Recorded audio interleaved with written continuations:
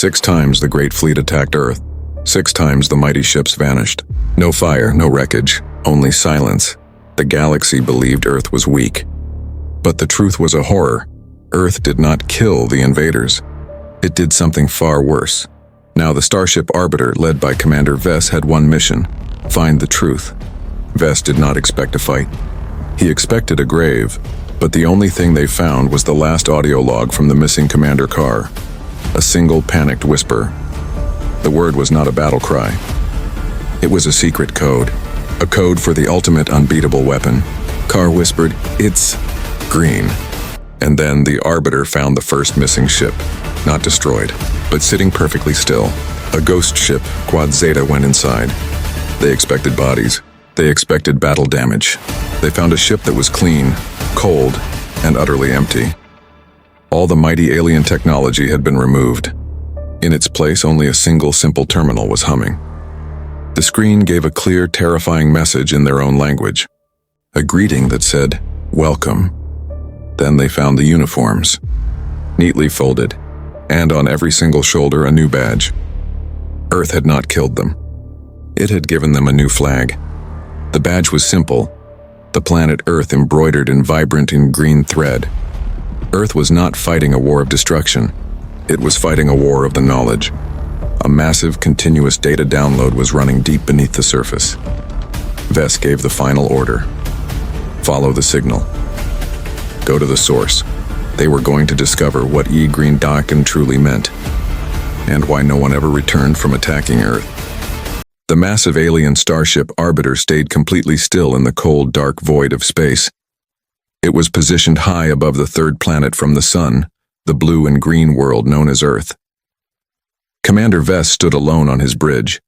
The ship's lights were a steady pale blue, but his face was tight with worry.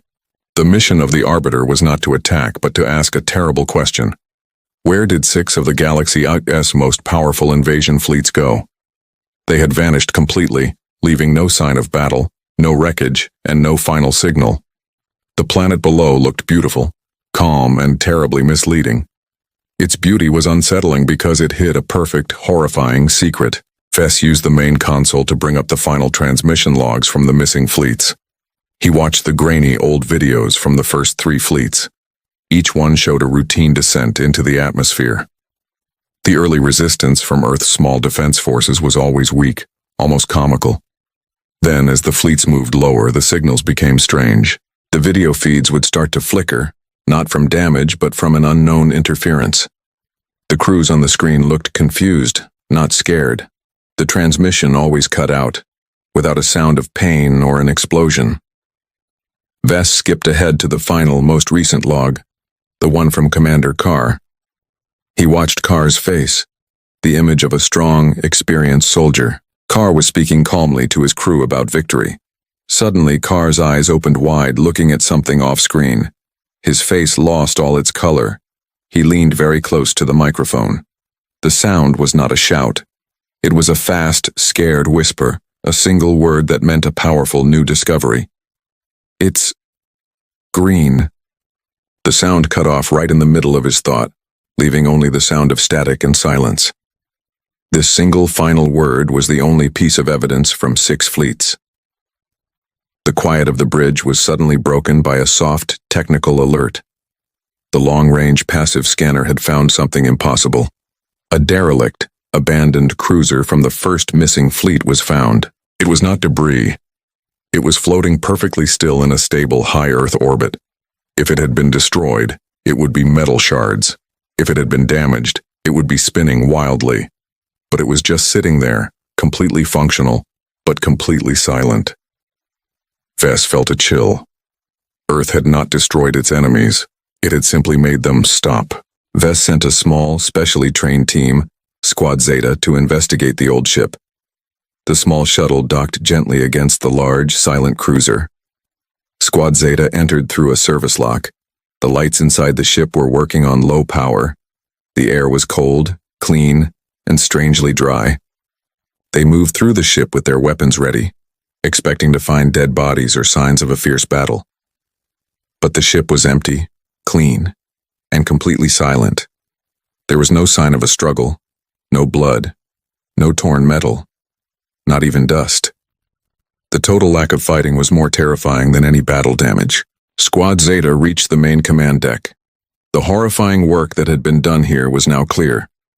The main alien control panels, the delicate alien computer systems, and the complex communication arrays had all been perfectly cut out and cleanly removed.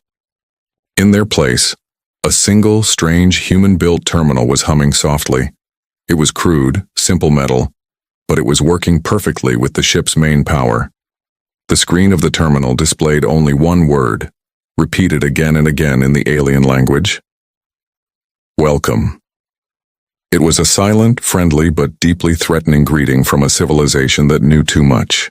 The squad moved quickly to the crew's living quarters.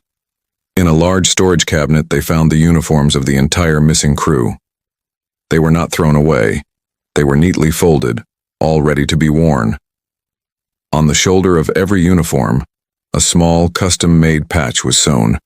It was a simple, stylized image of the planet Earth. The planet was embroidered in vibrant green thread. The horrific truth was now clear. Earth had not killed its invaders. It had changed them, given them a new badge, and folded their clothes. The invaders had become something else entirely. Vess received the report from Squad Zeta, and his fear turned to a cold dread. He ordered the Arbiter, its most powerful scanners, to search the planet below for the source of the terrible change. The computer found a very low-power wideband signal. It was coming from a hidden, deep underground location in a remote part of the Earth. The signal was a constant, high-speed burst of data, a massive, continuous download. Earth was not firing weapons. It was stealing knowledge. Vess ordered Squad Zeta to immediately stop their investigation and follow that signal down to the planet. The core question was no longer how Earth fought, but what vital alien information it was trying to capture. Squad Zeta's small landing craft separated from the ghost ship and began its terrifying descent. They were moving quickly down into the blue atmosphere, following the weak, persistent data signal. Every second, the alien soldiers waited for the alarms, the rockets, or the fierce anti-air fire, but the air was completely silent. The landing craft passed through the clouds without a single warning shot. This silence was more frightening than any noise of war. It felt like they were being escorted, not fighting to get in. The signal led them to a cold, remote, mountainous region on the Earth's surface. The signal was focused on a large, hidden entrance in the side of a tall, rocky mountain. The structure was clearly of alien design, built with the cold, strong metal of the missing fleets, but it was perfectly integrated deep into the Earth. This should have been a heavily defended war base, yet there were no guards, no weapons, and no fences. The area was quiet, covered only by natural growth. The whole planet seemed to be inviting them inside. Squad Zeta cautiously moved inside the huge entrance. The air inside was cool, smelling faintly of clean soil and fresh-cut plants. They moved through long, gray hallways, their footsteps the only sound in the great silence. They listened for security systems or the sound of human voices, but heard only a strange, low-frequency hum that vibrated gently through the floor. The expectation of a trap was heavy in the air. Deeper inside, they found a huge room that was built to store missiles or massive vehicles. Instead, the room was filled with strange, vibrant green plants growing under bright, specialized lights. This was a large-scale hydroponics lab. The alien invaders had built this base for war, but the humans had calmly repurposed it for farming and basic sustenance. It was a sign that the base had been active for a very long time, and that the humans were settled in. Following the strong humming sound, they reached the main power and data room. It was an immense server bank, all alien technology, running perfectly on Earth's power. They finally understood the full scale of the operation. Earth had not only captured the fleets, but it had also taken their best technology and put it to its own use. The data streaming was not military. It was a continuous one-way stream of human culture, science, philosophy, history, and every piece of knowledge Earth had, all being uploaded into the captured alien system at a tremendous speed. Earth was not just fighting the enemy, it was absorbing the enemy's entire technological infrastructure. As the squad prepared to connect their device to steal information, the lights in the vast room slowly dimmed. A soft, clear, synthesized voice echoed all around the cavern. It spoke in perfect, unaccented alien language. The voice sounded calm, like a patient teacher. "We have been expecting you, investigators from the Arbiter. Please do not touch the transfer port. The final upload is almost complete and we would hate to interrupt the connection." The voice knew everything about them, their mission, and their ship. A simple, high-definition holographic display appeared in the center of the room. It showed a young human woman. She was smiling slightly and calmly. She wore a simple, functional jumpsuit, not a military uniform. She was completely non-threatening, which made her very scary. She spoke again in the alien language. She said, "We realize that your technology, your logistics, and your maps of the galaxy were much more valuable than your short-lived armies. We thank you for bringing your equipment and your understanding. Your visit has been greatly helpful." The hologram vanished. Squad Zeta realized they were now completely trapped. They ran back to the entrance, but the large door was sealed shut by a smooth, uncrackable alien metal plate. The base, built by their own people, was now their smooth, silent jail. As they stood helpless, a final digital counter on the main screen in the data room hit 100%. The great download was complete. Earth now knew every secret of the alien race, and the time for waiting was over. Trapped inside the massive underground complex, Squad Zeta searched desperately for a new way out. They found an old emergency exit that led to a massive, forgotten train system. This whole network was a huge, complicated project, built by the first missing fleet for moving huge amounts of material. They took a train, hoping it would lead them away from the human-controlled base, but the train moved only in one direction, deeper underground.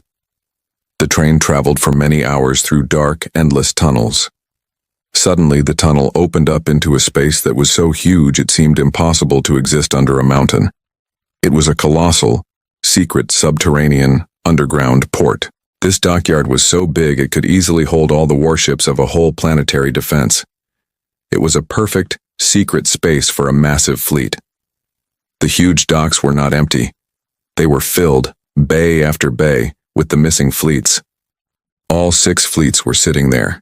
They were not damaged or broken. They were fixed, polished and painted. They were ready for immediate launch. They looked like alien ships, but they had new, simple modifications. They had cleaner, faster engines and simpler control interfaces, all built with human ingenuity and repurposed alien metal. The ships had been improved for a new kind of war. Squad Zeta hid behind the massive curve of a battleship's engine housing and watched the docks. The Ghost Fleet was being prepared for launch. The crew members were the original alien soldiers from the missing fleets. They wore their old uniforms, but something was terribly wrong. They moved in perfect, frightening synchronization. Their hands moved with surgical precision. Their eyes, which should be the bright, intelligent yellow of their species, were a dull, unsettling uniform. Green. They moved and worked in absolute, terrible silence. An officer approached a huge central battleship. Squad Zeta recognized his high insignia. He was Commander Thrax, the feared commander of the 5th Missing Fleet. He had been a hero, now he was a servant. He moved with a cold, absolute authority. He did not speak a single word. He communicated with simple, fast hand signals that were more efficient and more terrifying than any spoken battle command. He had been purposed. His memory, his skill, and his very being were intact. But his loyalty was completely switched to the planet he once tried to destroy. High in the silent orbit, Commander Vess watched the terrified transmission from Squad Zeta. He could not process the truth. The fleets are all here. The crews are working. They are human-controlled. Vess slowly and painfully understood the full horror. Earth had not wasted its resources fighting an expensive military war. It had used its deepest nature, its psychological power, to capture the invaders, learn their systems, and then reprogram the captured soldiers to be the perfect, loyal defense force. The strongest weapon against an enemy is the enemy's own army, made perfect and turned against them. The commander with the green eyes raised his hand and pointed sharply to the open ceiling of the great underground port. A synchronized sequence began immediately. Hundreds of the massive, modified alien ships started their vertical takeoff sequence. The massive engines roared and the fleet rose silently towards the surface. They were not waiting for the Arbiter to descend. They were launching to meet the Arbiter in orbit. Vess realized he was about to face not a foreign enemy, but a vast army of his own missing comrades. The war was about to begin, and the enemy knew every single one of his weaknesses. Squad Zeta was quickly surrounded and captured. 3 Green Eyes moved in. The Green Eyes did not use any unnecessary force. They moved with smooth, perfect military precision to disarm the squad and tie their hands. There was no anger, no shouting, and no emotion at all. They treated the capture as a simple, logical procedure. The ease and silence of the capture broke the aliens' fighting spirit more than any loud battle. Squad Zeta was brought quickly to the main operations center of the huge underground port. It was small, surprisingly clean, and calm. Sitting at a simple control desk which controlled all the massive systems around them was the human woman from the hologram, Commander Ilara. She looked small next to the gigantic alien computers, but her quiet presence filled the room with immense power. She was the single, calm brain controlling 6 massive alien fleets. Ilara looked at the captured aliens with a soft, analytical gaze. She explained Earth's strategy in simple, almost friendly terms. She spoke calmly in their language. You came here with logical, clear rules for war. Your logic was your weakness. We, the humans, have no rules. We change with the wind. When you attacked, we realized we could not win by your logical war, so we changed the game completely. She explained that they found the alien soldiers' deepest psychological needs: a need for end purpose, a need for a clear mission, and a need for belonging. We simply gave them a better, clearer, more satisfying purpose: protecting this planet, the place that truly understands how to change, adapt, and survive against all odds. Ilara explained the last whispered word from the logs: green. She said the original attackers were looking for a perfect, unbeatable weapon, which they coded green. They found it, but it was not a weapon that fired. It was a psychological, behavioral defense mechanism that converts and assimilates all logical attackers. The Green Eyes were soldiers who had been exposed to the full, chaotic, confusing nature of Earth and found a strange, powerful peace in serving it. They were now the ultimate soldiers, disciplined like the aliens, but chaotic and adaptive like the humans. Ilara showed the squad the main screen. The Ghost Fleet was now perfectly positioned in orbit, a silent ring of alien power protecting Earth. She told Squad Zeta, with a voice full of chilling confidence, "Your former ships, your old comrades, they are now the final perfect guardians of our system. They are going to meet your current fleet. They are going to show you how a truly adaptive species defends its home." The threat was not in her words, but in the total, terrifying confidence behind them. Ilara gave Squad Zeta a calm, non-threatening choice: join the new purpose and find peace by serving Earth, or stay in a comfortable, monitored facility until the war was completely over. She told them, "We are efficient. We do not kill wastefully. We convert or we all wait." She was not threatening them with death or pain. She was threatening them with change and time, the two things that broke a soldier's spirit the fastest. The simple, calm logic of the human strategy was the ultimate defeat. It shattered the aliens' morale more completely than any bomb. Lieutenant Krell, the squad leader, realized the final terrible truth. They were not fighting a military force, they were fighting a relentless, psychological force of nature. The most dangerous thing about the human race was not their weapons, but their terrifying ability to change the minds and loyalties of their enemies. Krell pretended to accept Ilara's offer to wait. He was given a clean, quiet room where he was always watched by one silent green-eye guard. Krell watched his green-eye guard and the room's monitoring system without moving. He waited for a long time, observing every small routine and every pattern. He saw a small technical error in the human monitoring system, a mistake that was too simple for an alien engineer, but had been missed by the human hybrid system.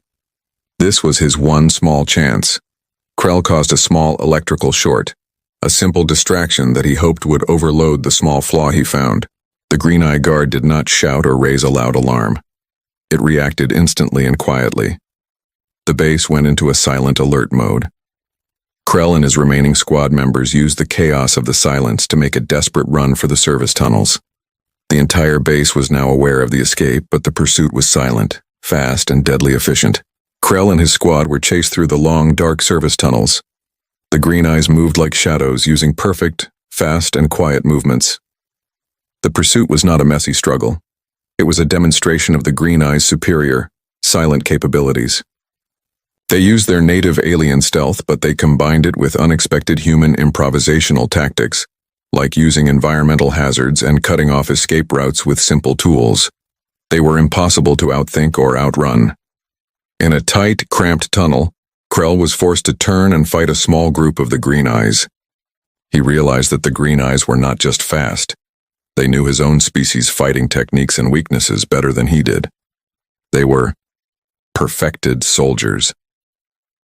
Their innate alien discipline was mixed with the unpredictable, chaotic nature of human fighting, making them unstoppable. Krell felt like he was fighting a machine that had been custom-built to defeat his exact style of fighting. Krell cornered one of the Green Eyes in a tight corner. The Green Eye was a former comrade, a soldier he had known for many years. Krell raised his heavy plasma weapon. The Green Eye did not panic, fear, or beg for its life. It simply stood still, its green eyes showing a total, clear acceptance of its new fate and loyalty. Krell froze. He could not bring himself to destroy a perfectly loyal soldier, even though its loyalty had been violently switched. The act of murder was not possible.